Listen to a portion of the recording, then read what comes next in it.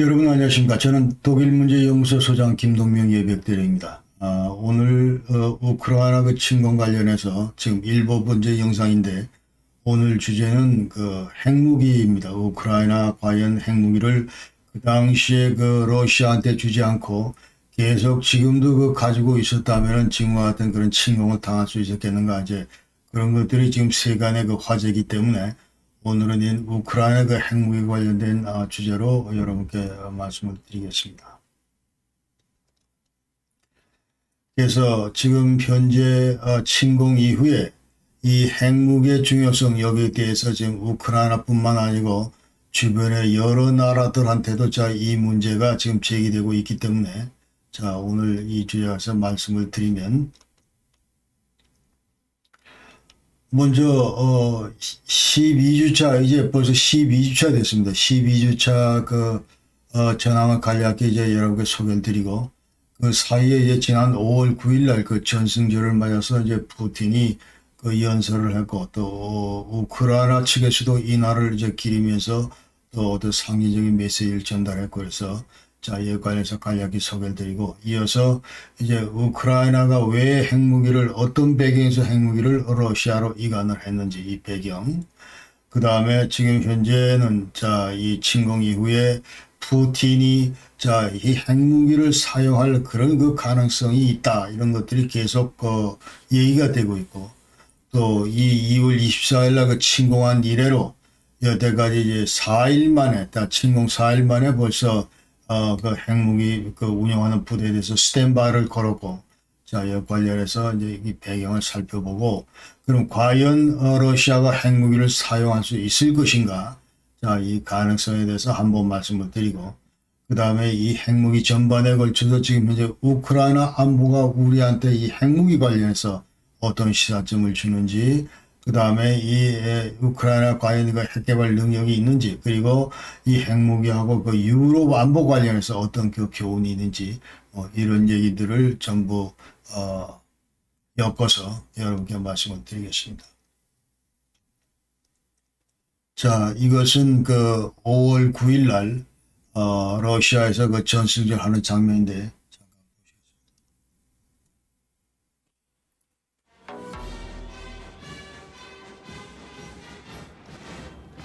Mit einer prunkvollen Militärparade feiert Russland jedes Jahr am 9. Mai den Sieg über 그래서 매년 Nazi-Deutschland im 5월 Zweiten Weltkrieg. 9일이면 이제 러시아는 그 나치 그 돼서 이제 이겼 그 날을 기리고 있습니다. Vielmehr nutzte er die Veranstaltung, um 그래서 오늘은 지금 현재 예년에 비해서 그 길게 얘기를 한 게 아니고 짧게 얘기를 했는데, 그러나 전적으로 테마는 나토 서방이 이 전쟁에 책임이 있다, 그런 얘기입니다.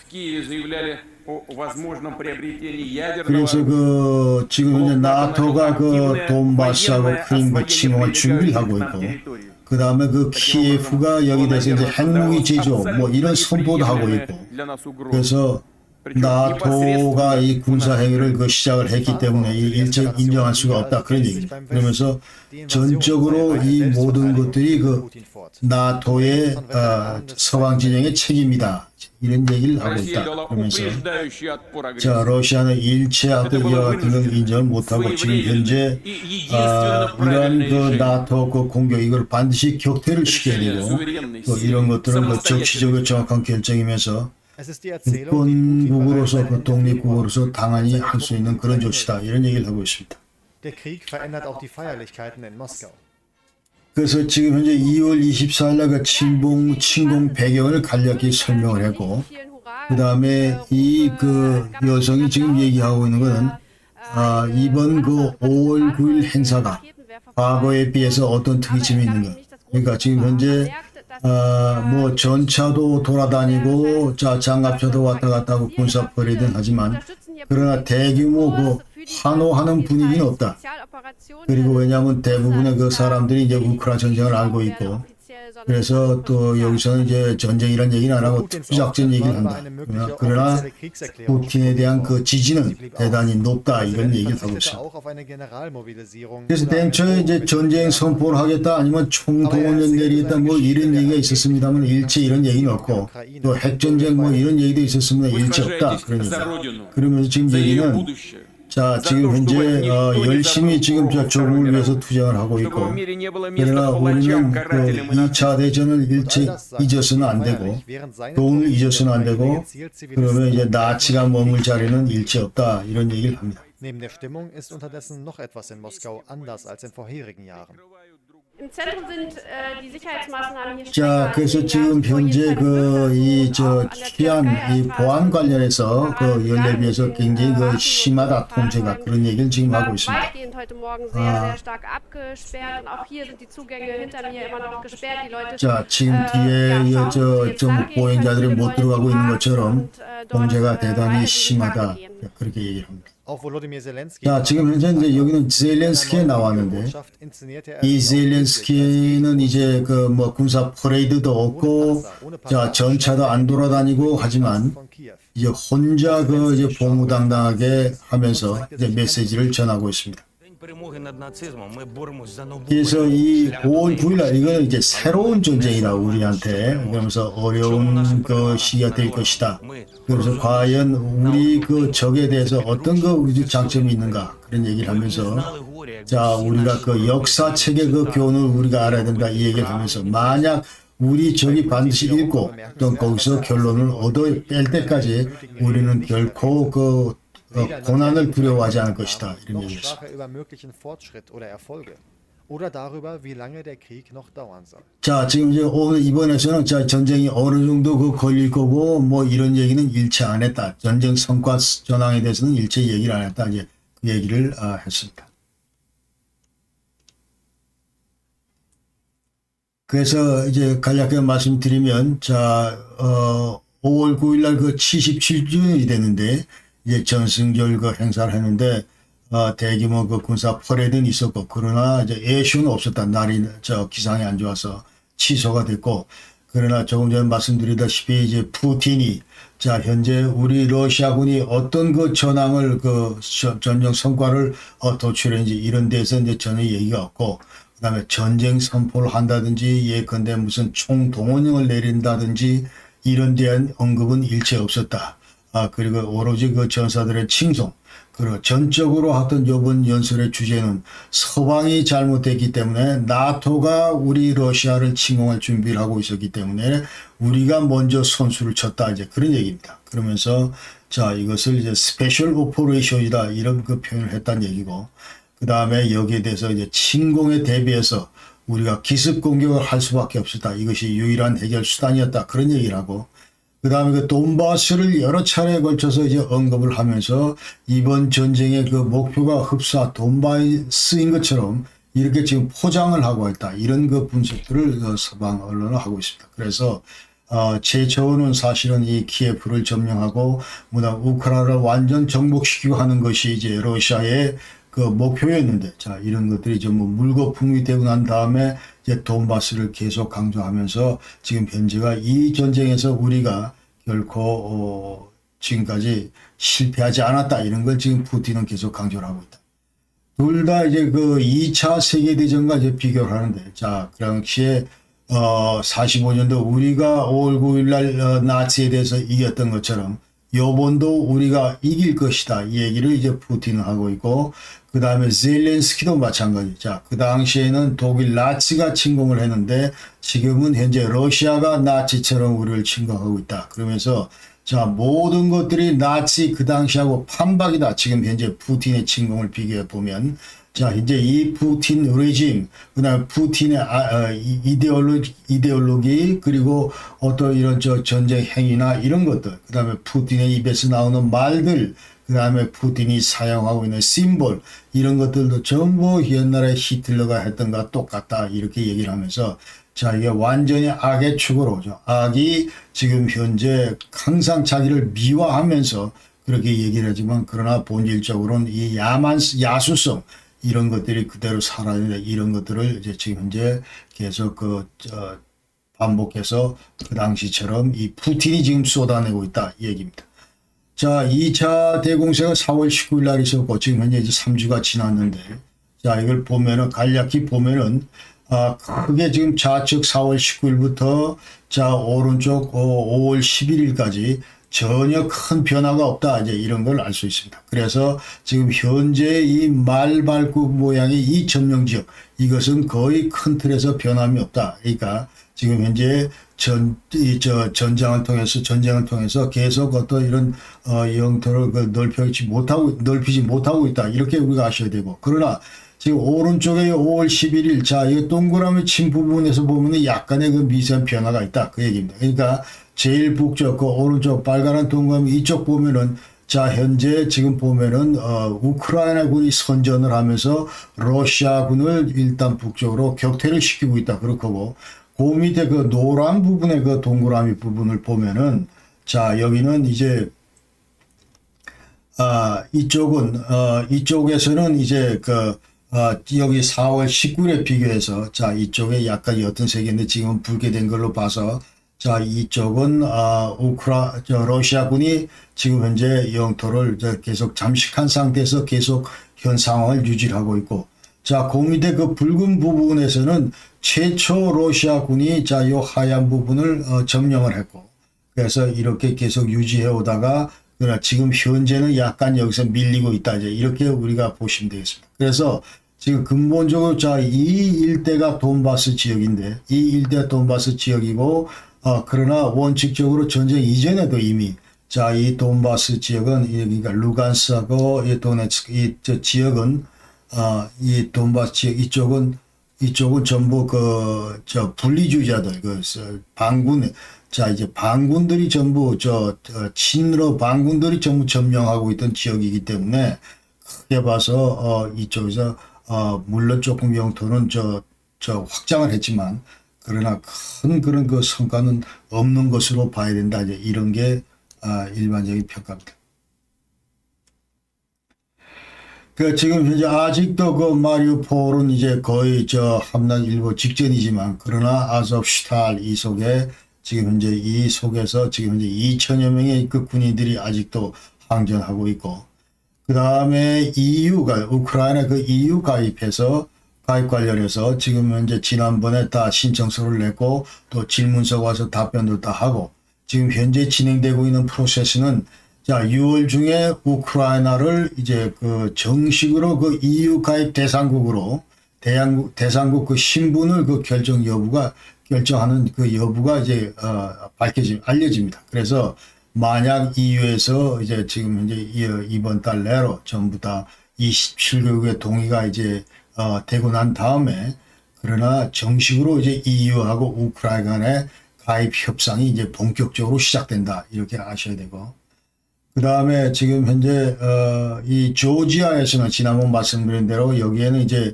그 아파지엔하고 지도세티엔에서 자, 두 개의 그 분리공화국이 존재하는데, 여기에 대해서 러시아가 여태까지 지원을 했었고, 그래서 2008년도 그 조지아 전쟁이 있었는데, 자, 여기서 지도세티엔 여기에서 이제 조만간 러시아 편입 그 주민투표를 실시할 예정이다. 자, 이와 더불어서 지금 현재 돈바스 두 개 공화국 그리고 제3의 공화국으로 이제 지금 이제 만들려고 하는 헤르손 이 일대도 이제 전부 그 주민투표를 해서 다 러시아 편입을 결정지을 것이다 하는 것이 이제 러시아의 보관입니다. 자, 이제 핵무기 테마 관련해서 간략히 얘기를 하면, 자, 이건 지난번에 다 말씀드린 주제이기 때문에, 자, 현재 우크라이나는 이제 91년 8월 24일 독립을 했고, 자, 그 당시에 이제 많은 구소련으로부터 이제 배비되어 있던 그런 그 핵무기를 가지고 있었고, 이것을 96년 6월 달에 전부 러시아로 다 이관을 했습니다. 그래서 그 당시에 이제 독립했을 때 우크라이나 외에도 이제 벨라루스와 카자흐스탄 이런 그 공화국의 핵무기가 배비되어 있었다. 구소련에. 그 다음에 91년도 자, 그 당시에 우크라이나 가지고 있던 그 핵무기 배비 실태를 보면은 자, 약 한 4,800기 되면서 세계 3위의 그 핵 보유국이었다. 이렇게 얘기할 수 있습니다. 그러나 93년도 그 당시에 그 대통령이 이제 크랍축 이 대통령이 이제 비핵화를 결정하게 됩니다. 그러니까 이 가장 그 결정적인 배경은 86년도에 그 체르노빌에서 핵 참사가 있었습니다. 그래서 자, 이것과 무관하지 않다 이제 그런 얘기를 할 수 있습니다. 그래서 그 당시에 체르노빌 핵 참사를 이제 보면은 4월 26일 날 이제 원자로 그 체르노빌에 4개가 원자로가 있었는데 이 4호기에서 이제 비정상적인 그런 핵 반응이 이제 감지가 되고, 그러면서 핵 냉각수가 그 분해가 되면서 이제 거기서 발생된 수소가 원자로 내려서 이제 폭발하면서 일어났다. 그러면서 엄청나게 이제 많은 방사능을 누출한 이 사고는 자 IAEA에서 그 이제 측정하는 그런 사고 척도 INES 여기 따르면 이제 7등급 제일 안 좋은 그런 사고였다 이렇게 이제 평가를 받고 자 그 다음에 이와 같은 그 체르노빌 핵 참사를 통해서 그 당시 85년 3월 달에 이제 공산당 서기자로 취임한 고바초프는 도대체가 이 소련은 개혁하지 않으면 안 된다 해서 그야말로 이제 페레스트로이카 개혁, 글라스노스 개방 이런 것들을 이제 본격 추진하는 그런 계기가 됐다 이렇게 우리가 이해하셔야 됩니다.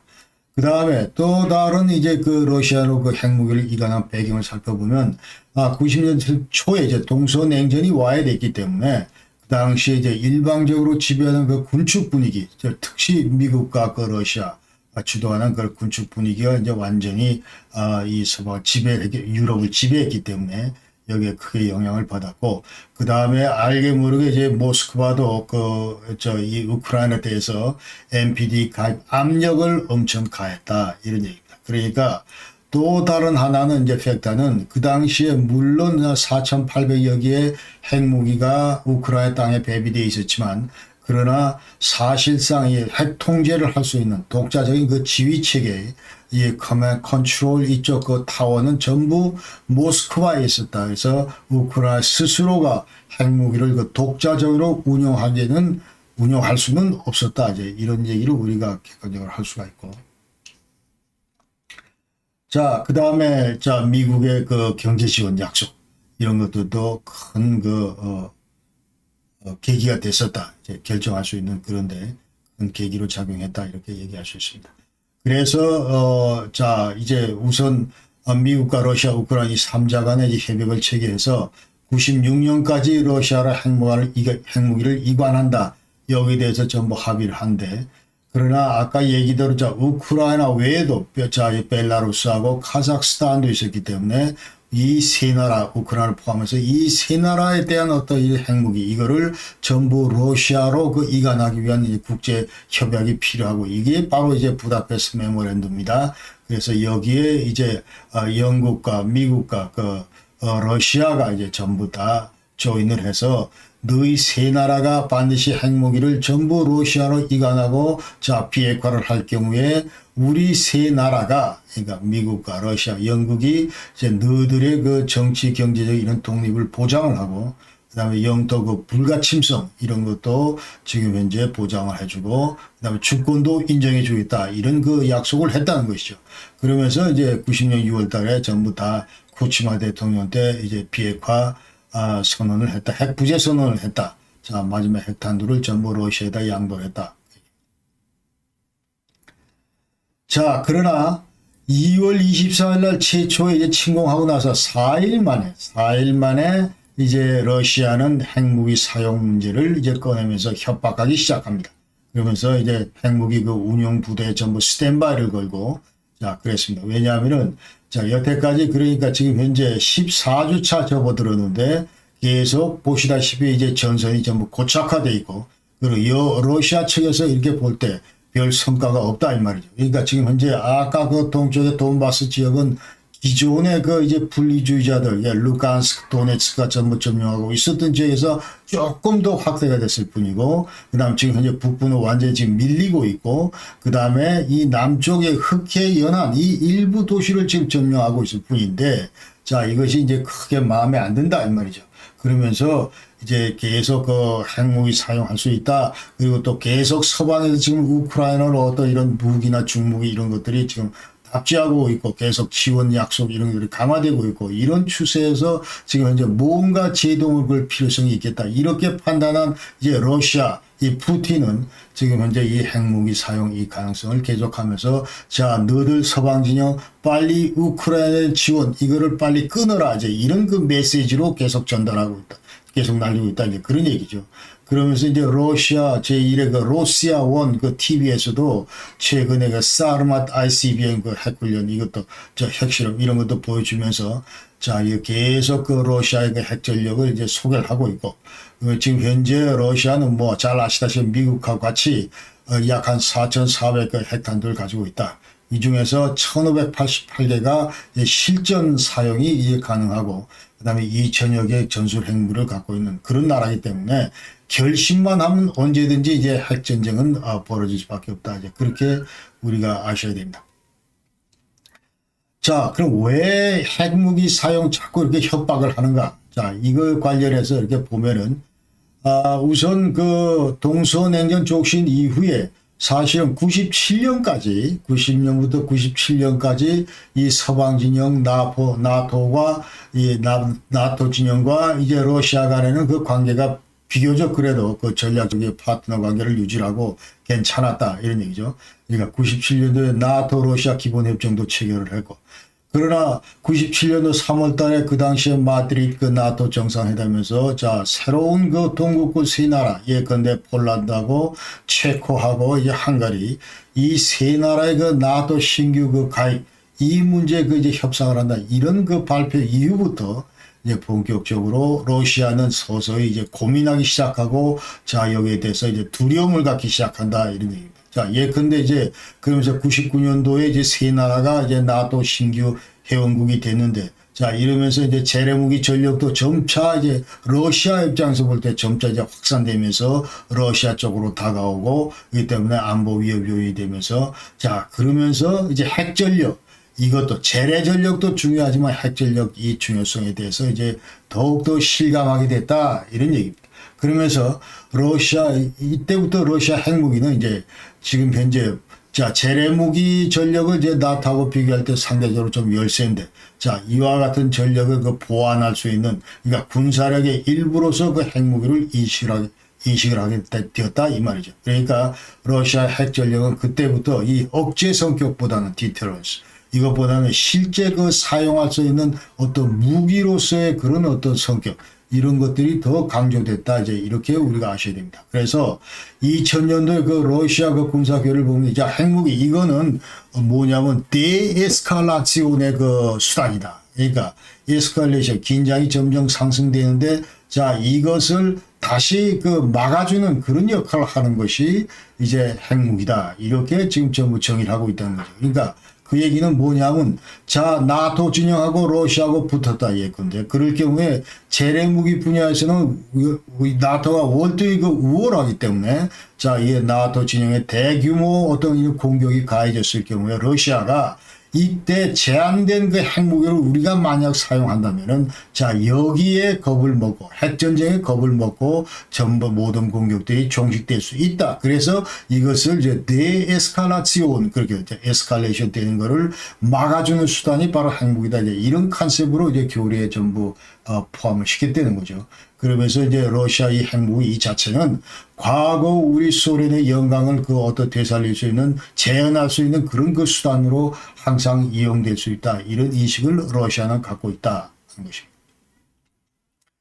그 2008년도 지난번 말씀대로 러시아는 이제 조지아하고 전쟁을 했는데 그 당시에 비록 그 닷새밖에 안 했지만 그러나 조지아 전쟁에서 엄청나게 많은 약점을 노출했습니다. 재래무기 분야에서 노출하고 그래서 앞으로 그 전투 대형, 전투 그 단위 이런 걸 할 때 자 여단으로 할까 대대로 할까 하다가 결국 이제 대대 전술단이라는 걸 이제 도입을 하겠다. 그 얘기를 지난번 말씀드리고 자 그 이와 같은 그 약점을 보완하기 위해서 필요한 것이 핵 전력을 더 현대화해야 되겠다. 이런 그 당시에 그 결정을 했다는 것입니다. 자, 그러면서 이제 그 탄도미사일도 개발하고 또 신형 핵 잠수함도 건조를 했고, 그 다음에 순항 미사일, 그리고 슈퍼 하이퍼소닉 미사일 이런 것들도 극초음속 그 미사일 이런 것들도 전부 이제 그 개발을 했다. 지난번에 말씀드린 대로 자, 그랬다는 거고. 그래서 2008년도 이래로 러시아는 이제 본격적으로 전시의 핵무기를 우리가 사용하자 이런 것들을 그야말로 진지하게 고민을 했다 이제 그런 얘기입니다. 2008년도에. 그 당시 2008년도 이제 총참모부 우리 지금 합참인데 자 여기 이제 합참 차장 노고비치니 뭐라고 얘기를 하냐면 자 그 당시에 나토 진영에서 이제 폴란드에다가 미국의 방공 체계를 이제 설치를 하고 그 다음에 그 이쪽 그 체코에다가 레이더 시설을 설치를 하고 뭐 이런 그 결정을 했을 때, 자, 우리는 만약 너희들이 설치하면 바로 너희들한테 핵공격으로 보답하겠다. 이 얘기를 지금 합참 그 차장이 했다 이 말입니다. 그리고 2009년 짜파 때 2009, 그래서 이제 러시아가 매년 하는 연례 그 군사 훈련에서도 실제로 그 폴란드를 그 핵공격하는 이런 그 시뮬레이션 훈련을 했다 하는 겁니다. 그러면서 지난해에도 지난 4월부터 이제 군사 훈련자 이번 그 우크라이나 작전 전쟁을 위해서 침공을 위해서 많은 그 군사 훈련 예행 연습을 했는데 그때도 이미 자 핵무기를 사용하는 이런 프로그램들이 전부 계획 속에서 들어 있었다. 이렇게 우리가 아셔야 됩니다. 자, 그러면 과연 우크라이나 그 전쟁에서 소형 전술핵을 쓴다 뭐 이런 얘기들이 계속 나오는데, 그러나 이번 5월 9일 전승절에는 일체 이런 얘기가 없었습니다만은, 그러나 계속 이런 얘기들이 지금 러시아로부터 나오고 있는데, 자, 그러나, 자, 이거 이제 배경을 다시 한번 보면은, 아까 말씀드린 대로 이제 2022년 지금 전쟁 이제 12주차에 들어선 지금 현 상황에서 푸틴은 자, 이게 핵무기를 좀 사용해야 되겠다. 이 충동이, 시간이 갈수록 점점 높아질 수 있다. 이렇게 지금 얘기를 할 수 있고. 그래서 지금 현재 이제 재래무기 전력, 이건 벌써 한계가 드러났기 때문에 이걸로는 우크라이나 군이나 국민들을 결코 굴복시킬 수가 없다. 이렇게 이제 객관적으로 다 드러났고, 그 다음에 전쟁 승리로 이제 정치적인 어떤 이런 기도, 이런 것들을 전부 달성을 반드시 시켜야 되는데 이런 그 전망도 불확실하고, 그래서 이제 화학무기 카드나 아니면 핵무기 카드 이런 것들로 전세를 역전시켜보자. 이제 이런 그 유혹에 빠지기에 쉬운 그런 그 상황에 지금 푸틴이 놓여 있다 이 말입니다. 자, 이런 맥락에서 서방 군사 전문가들 진단도 핵무기 사용 이 가능성, 이것이 그 어느 때보다도 지금 높은 것이 사실이다 이렇게 얘기를 합니다. 그래서 자, 이것을 이제 러시아는 에스칼라치온, 데에스칼라치온, 그래서 아까 얘기대로 자, 데에스칼레이션 하기 위해서 지금 현재 러시아가 이것을 핵무기를 쓴다 하는데, 만약에 핵무기를 쓴다 하면 이건 다시 또 다른 그 에스칼레이션이 된다 이 말이죠. 그러니까 이런 것들을 지금 현재 지적을 하고 있고, 그러나 푸틴이 이제 만약 전술핵을 사용했을 경우에 기대하는 그런 전장 효과는, 자, 우크라이나 그 만약 전투 병력들이 사기가 이제 급격히 떨어지고, 예컨대 자, 핵전이다. 핵이 내 발밑에서 떨어졌다 하면은 그때부터 이미 다 게임 끝이다. 게임 체인지다. 완전히 이 핵무기 자체가 전투 의지를 전부 상실하고, 그리고 모두 전장을 이탈하고, 그러면서 또 한편 이제 나토 회원국들도 야, 러시아 얘들하고 더 이상 이제 해결하면 전부 이제 핵전쟁에 들어가기 때문에 자, 여기서 끝내지 않은 그런 그 대결을 회피하는 그런 상황을 이제 끌고 나올 수 있을 것이다. 이렇게 지금 러시아하고 이제 푸틴은 생각을 하고 있는 겁니다. 자, 그러면서 전쟁하자마자 이제 그 벨라루스 인접국 그 벨라루스한테 푸틴이 뭐라고 얘기를 했냐면, 야, 너들도 지금 현재 우리하고 이제 완전히 일심동체다 해서 조치하라 해서 지금 핵전쟁을 할 수 있는 그런 모든 조치를 내렸습니다. 그러니까 2월 27일 날, 그 다음에 루카셴코가 이제 국민투표를 통해서 자, 헌법에서 완전히 그 핵무기를 포기한다. 이거를 삭제를 해버렸습니다. 그리고 이제 중립국 지위를 포기한다. 이런 것들도 전부 한마디로 벨라루스는 여차하면은 이제 러시아와 함께 자, 핵전쟁에 뛰어들 것이다. 이런 것들을 이제 암시하는 그런 이제 준비가 되겠습니다.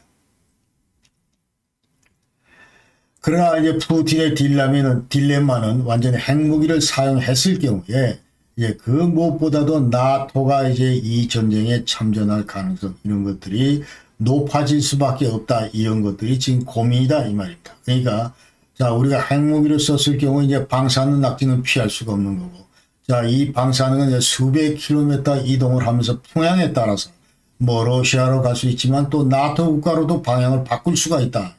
그래서 이 낙진 자체가 만약 나토 국가, 인접국가, 전부 인접국이 나토 국가인데, 예컨대 발틱 3국이나 아니면 저쪽에 이제 폴란드나 뭐 이런 식으로 전부 다 루마니아, 슬로바키아 이쪽으로 이런 식으로, 헝가리 이런 식으로 전부 이쪽으로 만약 날아갔을 경우에 이것은 이제 나토에 대한 공격을 의미한다. 그러면서 우크라이나 그 참전 그 압력이 이제 고조될 수밖에 없다. 이런 얘기입니다. 그래서 과연 푸틴이 이런 여러 가지 상황들을 고민할 때 과연 그 핵무기를 사용할 수 있겠는가? 지금 이제 이 문제 관련해서 우리가 살펴볼 때 저는 개인적으로 이제 불가능할 것이다 이렇게 진단을 합니다. 그러니까 우선 그 정치 경제적인 부담 이런 건 만만치가 않고 근데 이제 국제사회 제재가 내려졌지만 또 핵무기를 썼다 하면 또 스토리가 완전히 또 달라지는 그런 상황이기 때문에 제재는 더 가해처가 강화될 거고 그 다음에 그야말로 이제 국제사회로도 완전 그 고립을 자처할 거다. 그러니까 지금 현재 러시아는 그 유엔 안보리 이사회 그 P5 중에 하나고 그 다음에 NPT 체제의 그 이제 핵 보유국 신분이고 그렇기 때문에 지금 스스로가 모든 그 유엔 헌장의 정신도 지금 현재 전부 훼손시키고 그 다음에 NPT 체제를 송두리째 지금 붕괴시키고 이와 같은 그 행동을 과연 할 수 있겠는가 하는 얘기죠. 그래서 만약 이제 핵이 터졌을 경우 이제 수십 년간 이 지역에서 민간인 거주는 이제 불가능하고 그 다음에 나토와 어떤 행동을 하든 나토하고 직접적인 갈등 이런 것들은 지금 현재 푸틴이 회피를 하고 싶어 한다 이런 것들을 우리가 감안을 할 때 그게 결코 쉬운 결정은 아닐 것이다 이렇게 생각할 수 있습니다. 이 핵무기하고 이제 우크라이나 그 입장에서 이 핵무기를 바라볼 때 어떤 얘기를 우리가 할 수 있었냐?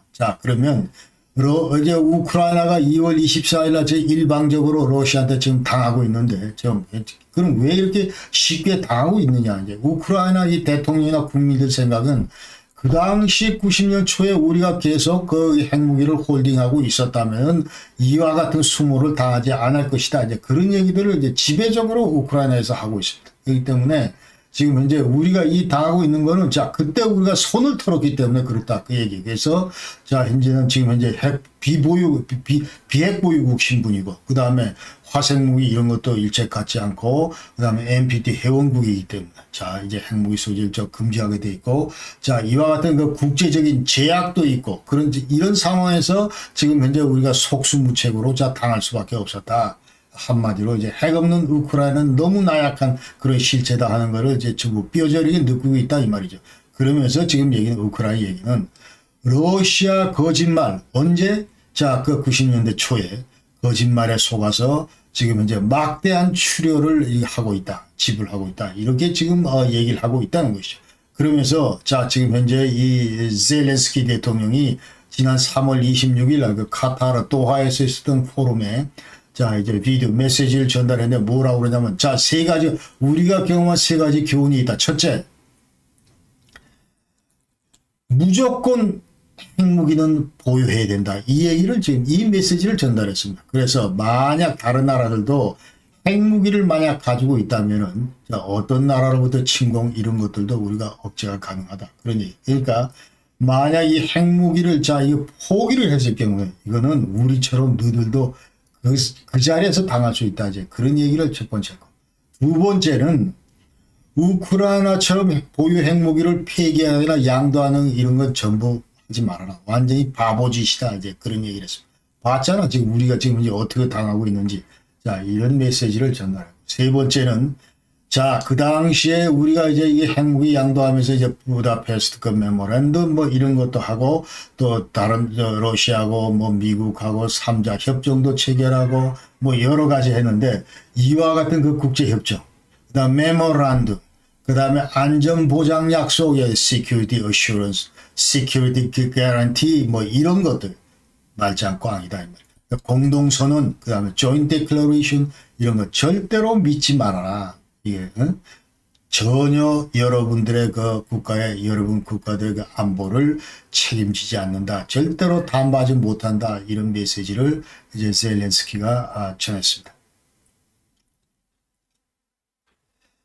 그런 의미에서 다시 한번 이제 핵무기 카드를 상실한 배경 보면은 아까 얘기들 부다페스트 메모랜덤이고 여기에 따라서 이제 핵무기가 러시아로 이제 전부 러시아로 냉기면 너들 영토하고 주권 이런 것들은 전부 우리가 보장한다. 이런 건데, 그러나, 이와 같은 부다페스트 메모랜덤을 체결하고 나서 이제 안보 위협이 닥쳤을 때, 우크라이나가 안보 위협을 당했을 그런 상황에서, 우크라이나 지도부가 자 이제 이와 같은 그 SOS를 보냈을 때 그 어느 누구도 여기에 대해서 이제 포지티브하게 대응하지 않았다는 것이 여태까지 그 현실이다 이 말이지. 우크라이나 측에서 얘기하고 있는 게.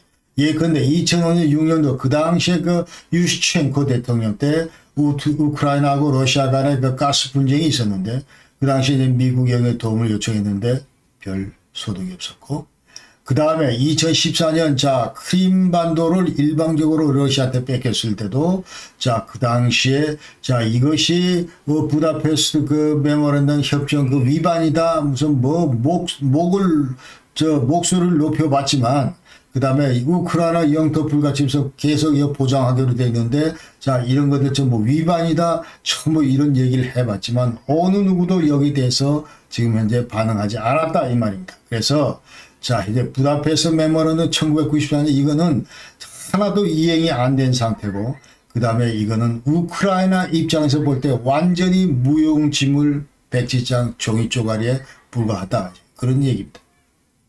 그런 얘기를 지금 우크라이나에서 하고 있다는 거예요.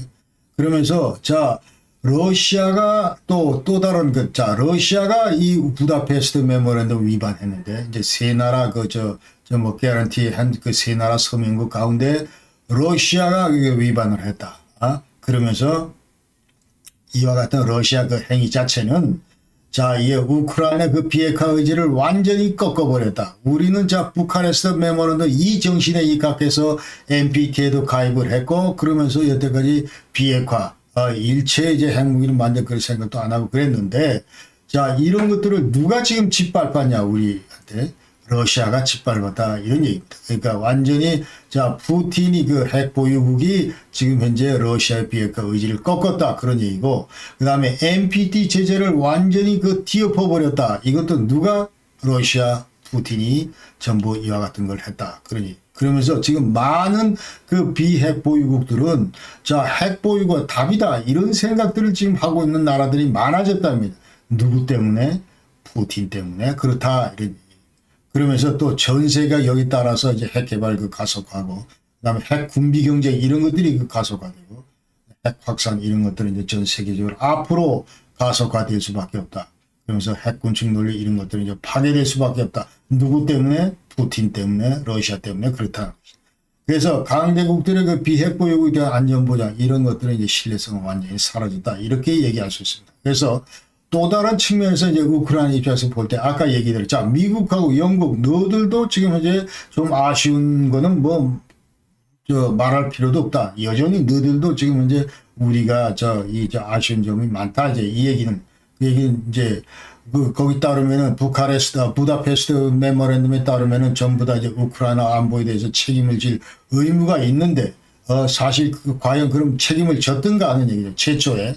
그러니까 최초에는 자 미국과 영국이 러시아하고의 그 관계 때문에 이제 푸틴 공격한 주저했는데 우크라이나를 돕는 거 이제 주저했고 어디까지나 뭐 국제사회 그 생션에만 이제 동참하고 이 정도 수준이었는데 그러나 이제 푸틴이 공격하고 나서 자 성과가 별로 없고 자 이러고 보니까 지금 현재 우크라이나 지원 이런 것들이 이제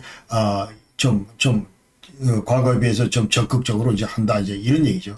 그러면서 일반적으로 이제 얘기를 할 때, 자, 이제 핵 보유가 어떤 나라든 간에 이제 자국의 안보와 그 영토 불가침성 이런 것들을 그 담보한다.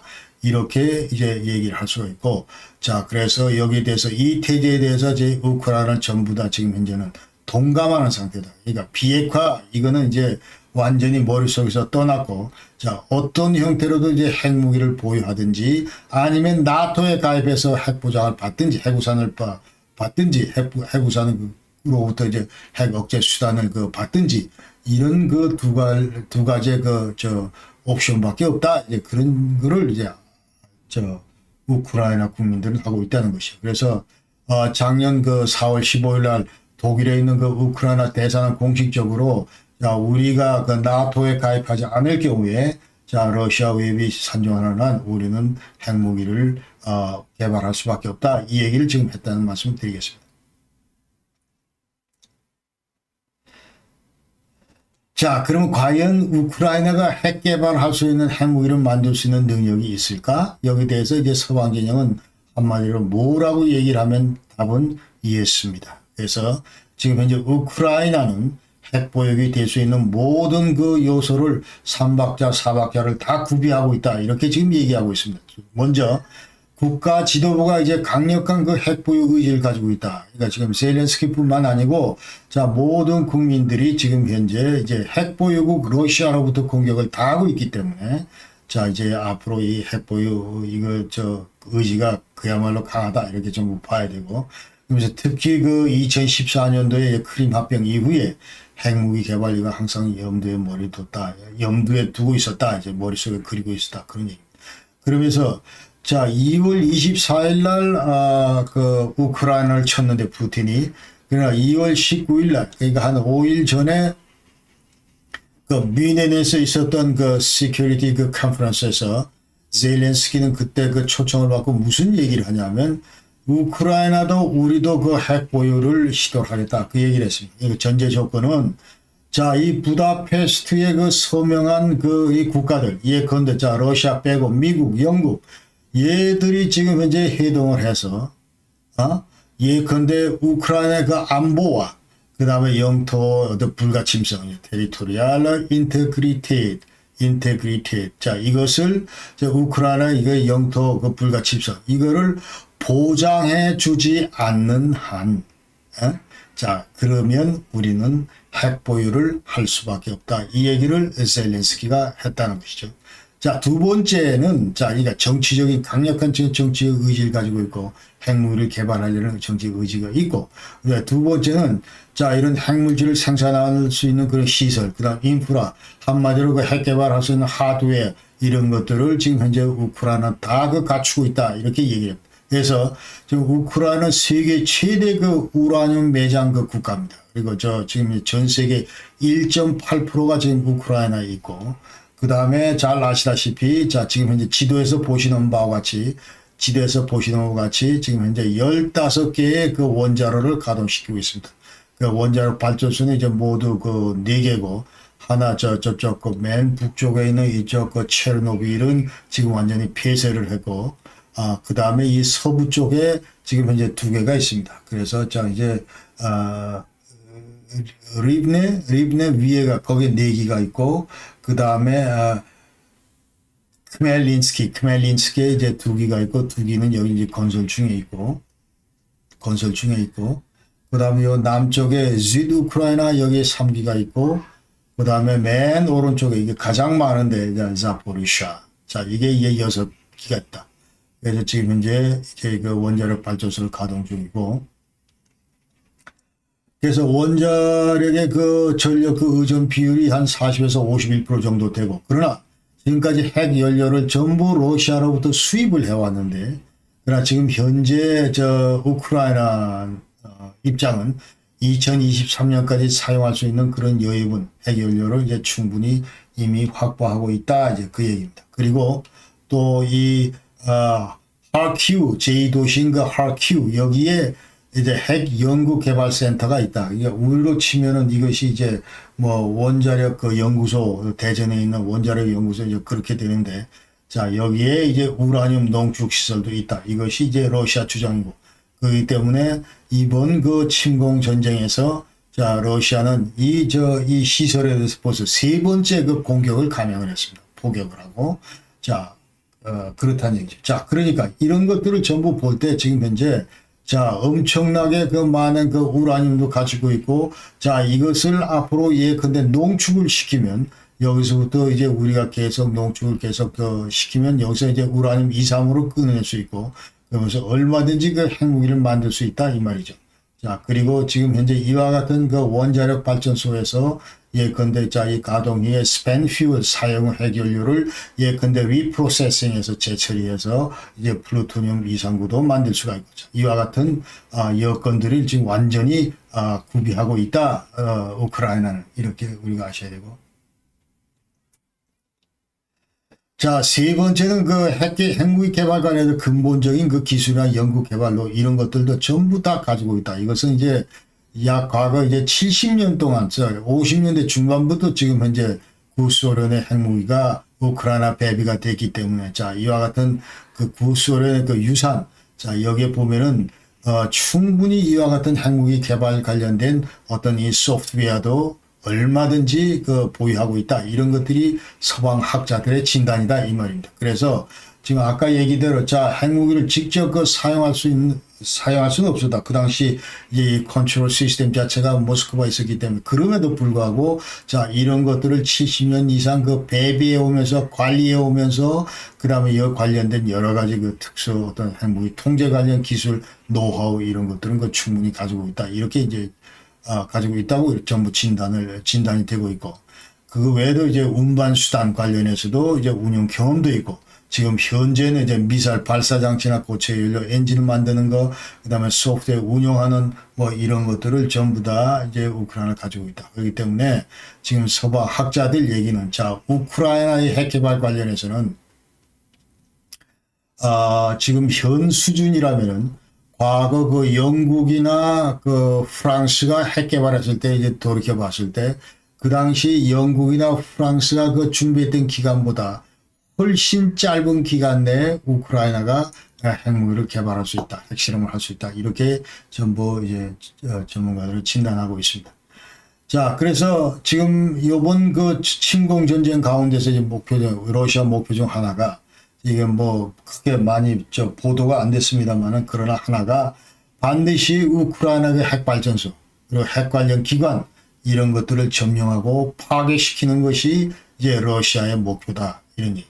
어떤 형태의 핵무기를 이제 앞으로 만들지 못하도록 하기 위해서 예컨대 옛날에 1981년도에 이스라엘이 이라크가 핵무기 개발을 못하도록 그 당시에 81년도에 오지라 원자를 때렸던 것처럼 그 당시 프리엠티브 스트라이크 그다음에 완전히 기습 선제 공격을 했던 것처럼 자 그런 성격도 이번 우크라이나 침공 전쟁에 이제 포함이 되어 있다 이런 얘기를 이제 하겠습니다.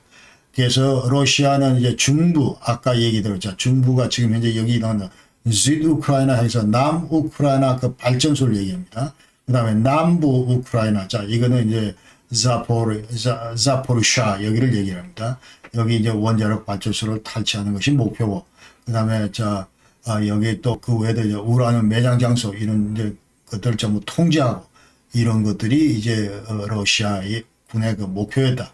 그러면서 어떤 형태로 서방보다 미리 이와 같은 시설들을 러시아가 점령하는 것이 이 목표였다 이제 이렇게 우리가 아셔야 됩니다. 자 그러면서 이제 에너지 수급을 전적으로 러시아 정속을 시키고 그 다음에 그래서 여태까지 이제 아까 얘기대로 원자력 발전소에 이제 공격을 했었다 그런 얘기. 자포리시하고 체르노빌 최초에 이제 북쪽에서 공격할 때 체르노빌 일대 통제를 했고 자 그 다음에 남우크라이나 원자력 발전소 이것도 점령을 하려고 이제 시도를 했다. 자, 지금까지는 핵무기 관련 이제 우크라이나 시각에서 봐서 말씀을 드렸고, 자, 이게 전체 유럽 안보라는 그런 스펙트럼에서 예컨대 핵무기를 바라봤을 때 어떤 우리가 교훈을 도출할 수 있을 것인가. 이 얘기 관련해서. 자, 냉전 종식 이후에 그러면 자, 유럽 내 이 핵전력에 대해서 서방 진영은 어떤 평가를 해왔는가. 이런 거를 이제 간략히 말씀드리면.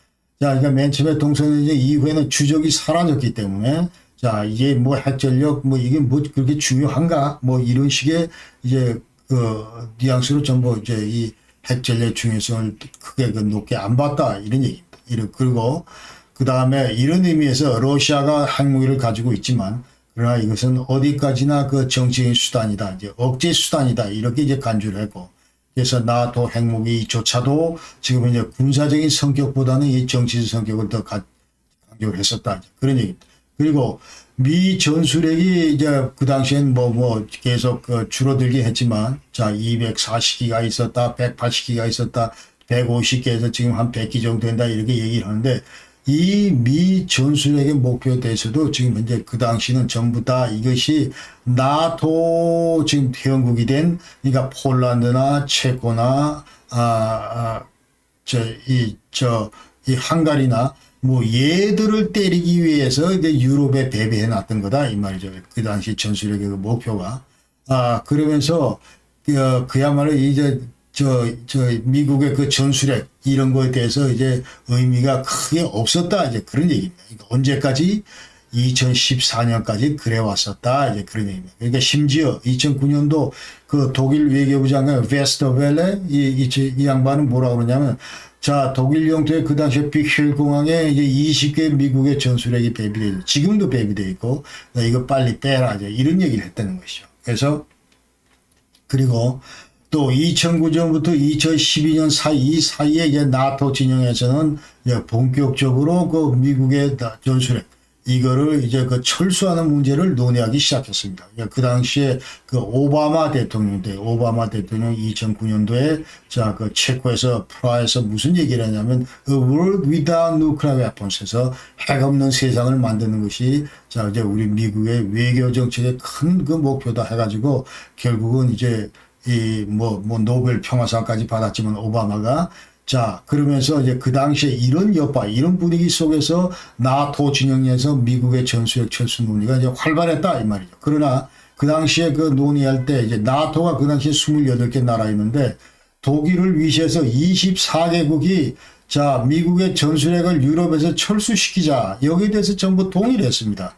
그래서 여기 반대하는 나라냐 프랑스, 헝가리, 리투아니아 뭐 이런 나라들 뿐이었고 그 다음에 특히 그 나토 회원국 자국에서 이제 핵철수를 주장하는 나라 독일, 벨기에, 네덜란드가 강력했다. 이제 이태리나 무슨 터키나 얘들은 이제 조금 앰비발렌트하고 이게 적극적이지 않았다 이제 그런 얘기입니다. 이 세 나라 같이. 자, 그러면서 그 당시 이제 나토에서 채택한 것이 이제 핵 태세 검토 보고서가 바로 Deterrence and Defense Posture Review (DDPR) 이거다.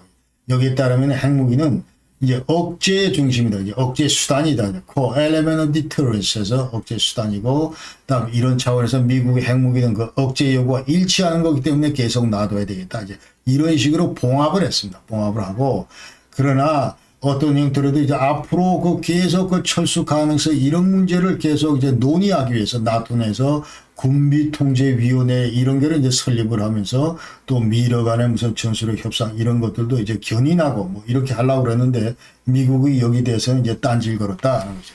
앞으로 핵무기 협상 이거는 러시아하고 우리가 할 테니까 너들은 빠져라 이래서 이제 이 위원회만 설립해 놓은 상태고 그 다음에 그러나 언제부터 자 핵무기 관련된 이런 인식들이 나토 진영에서 서방 진영에서 바뀌게 됐냐 이런 걸 볼 때 이것은 이제 2014년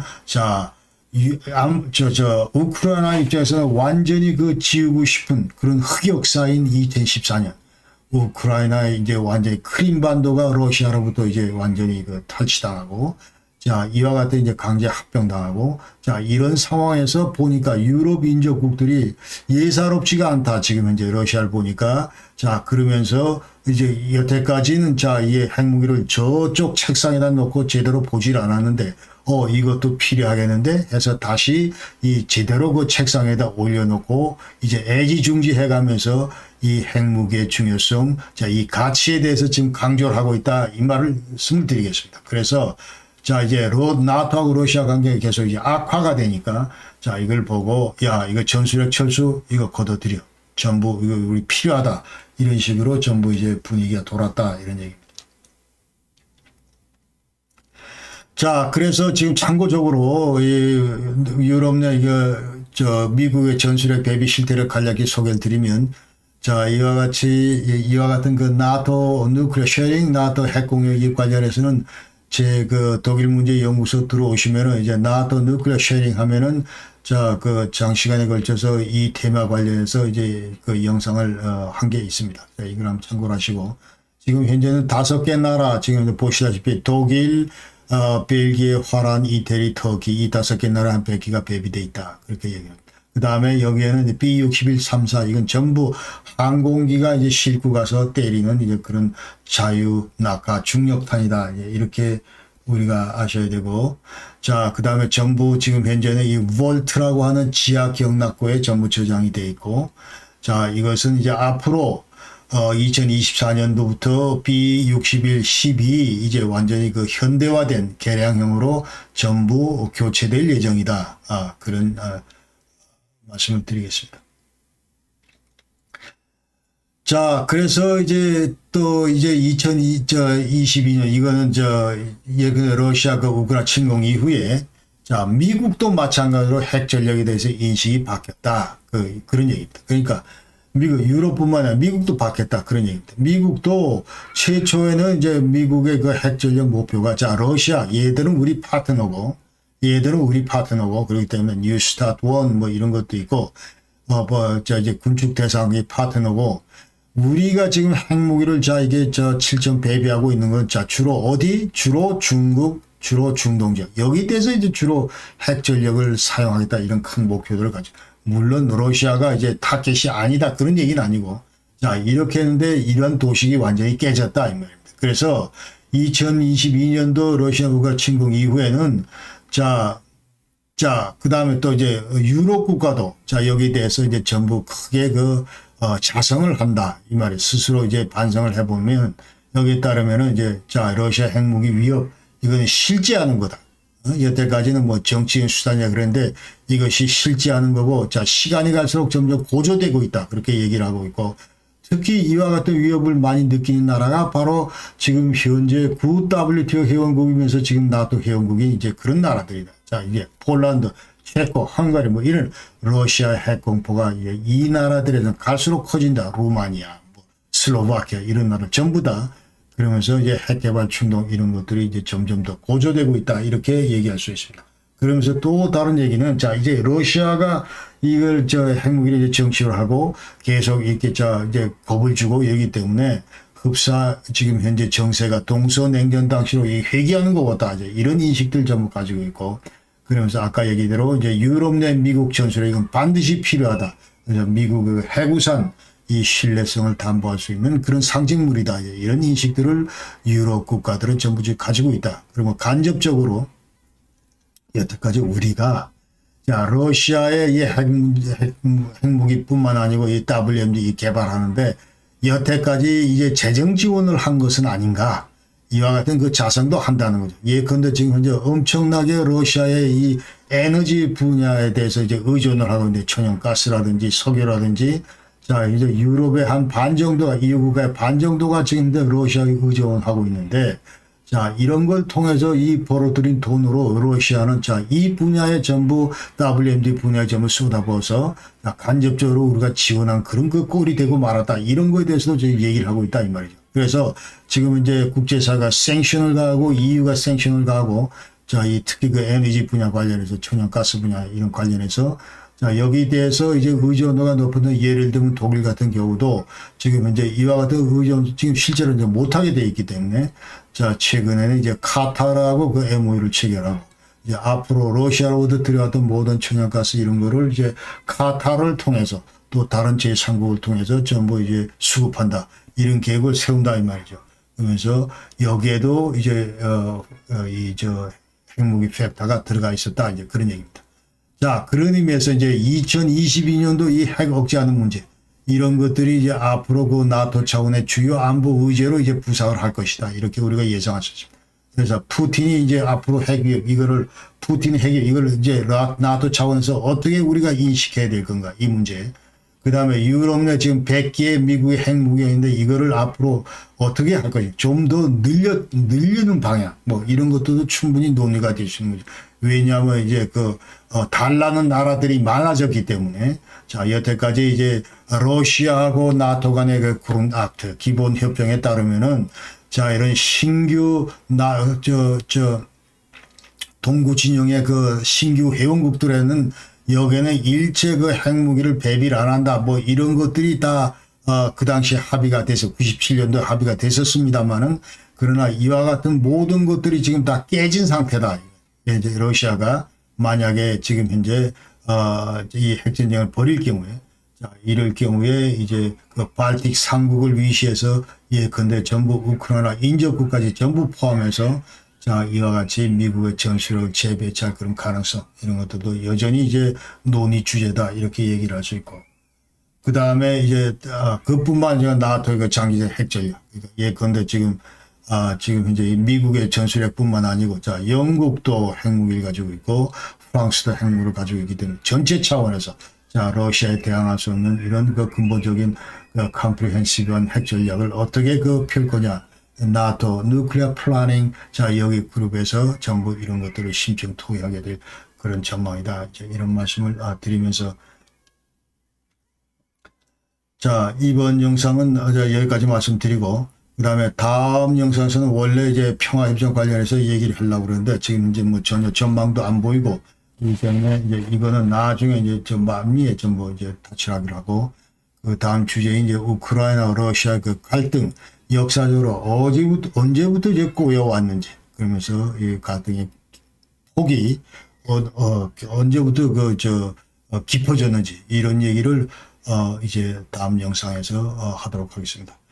오늘 끝까지 그 시청해주신 여러분께 대단히 감사드리고, 여러분 계속 건강하십시오. 고맙습니다. 안녕히 계십시오.